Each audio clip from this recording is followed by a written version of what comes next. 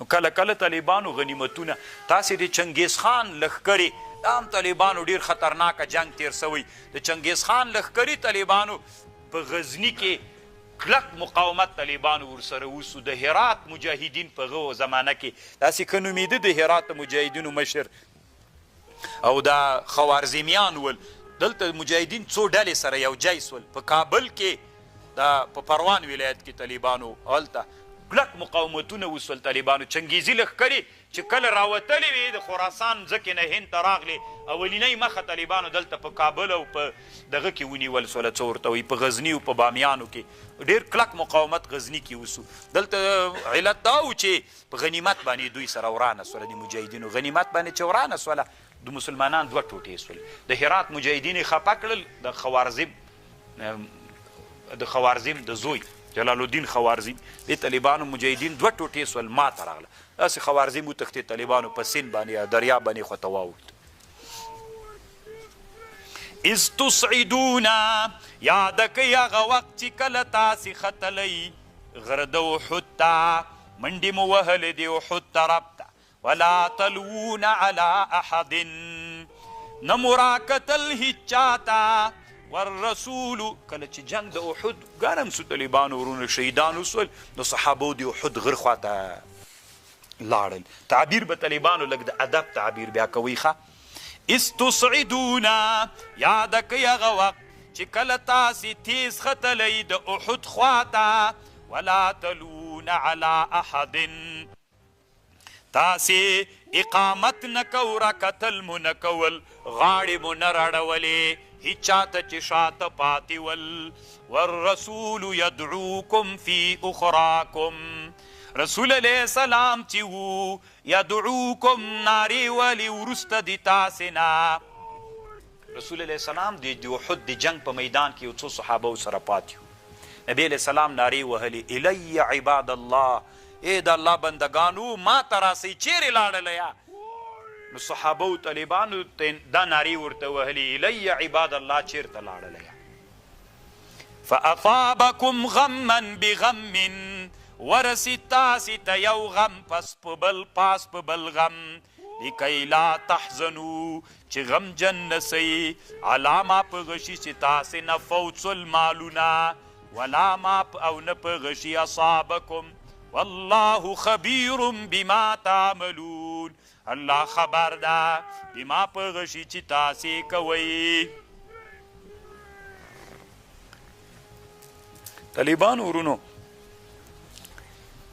نبی علیہ السلام یو غم خدا سو زخمیان سول غنیمت پاتې سو نو دی باندې صحابه غمجن سو دلته دی بل غم خبر راغی چې رسول الله شهید سو دا داسې خطرناک غم و نور غمونه پې ویر سول ثم انزل عليكم من بعد الغم امنة النعاس طالبانو احد غره ته چې ننوځئ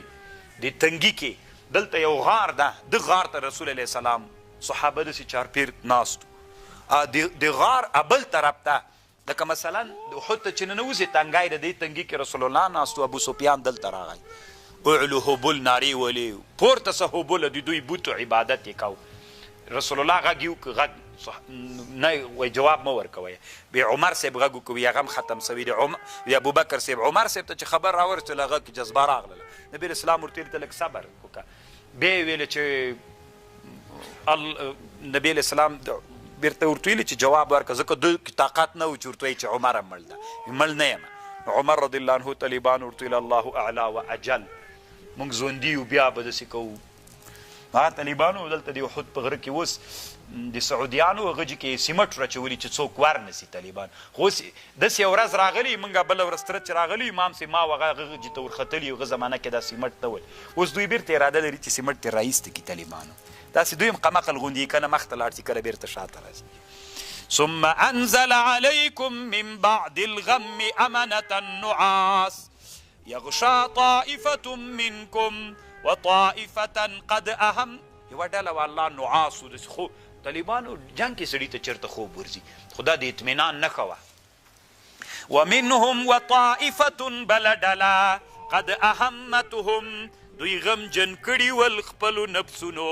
یعنې د خپل ځان نیولي ول چې څه وکړي نه د رسول الله غم کې ول نه داسې انسانان هم په تاسې کې ول یظنون بالله غیر الحق ظن الجاهلیه یقولون ویلی هل لنا من الامر شیء قل ارتویا ان الامر كله لله یخفون پټولی په نفسونو کې ما هغه دغه صحابو بعضو په زړونو کې داسې خبرې راتاویدې چې په خولې نه ویلې یقولون ویلی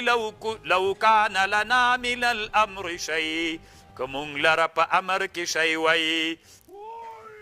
ما قتلناها یعنی که موږ مشوره منل سوی وای موږ به دلته نه وژل کیدو قل ورته لو کنتم فی بیوتکم که وی تاسې په کوټو کې لبرز الذین راویستلی به وا کسان کتب علیهم القتل الى مضاجعهم جای د غورځېدلو ته ولیبتلی الله ما فی صدورکم چې امتحان کې هغې تاسې په زړونو کې چې دي ولیمحص چې پاک یې هغې تاسې په زړونو کې والله علیم بذات الصدور الله علم د هغه چې په سینو کې دي ان الذین کسان تولوا منکم چې وګرځېدل د تاسې نه شاګانې واړولې میدان پرېښود په هغه ورځ باندې چې کله دوه لښکرې سره یو جای سوې یو لښکر کافر بل مسلمان انما استزلهم الشیطان دوی وښویول شیطان ببعض ما کسبو په سبب د بعضې ګناهونو چې دوی کسب کړي ولقد عفا الله عنهم الله عفو کړي له دوی نه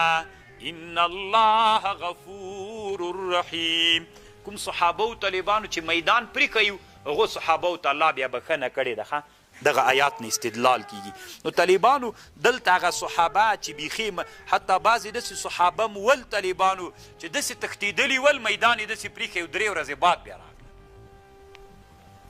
که نه الله عز وجل استزلهم الشیطان ببعض ما کسبوا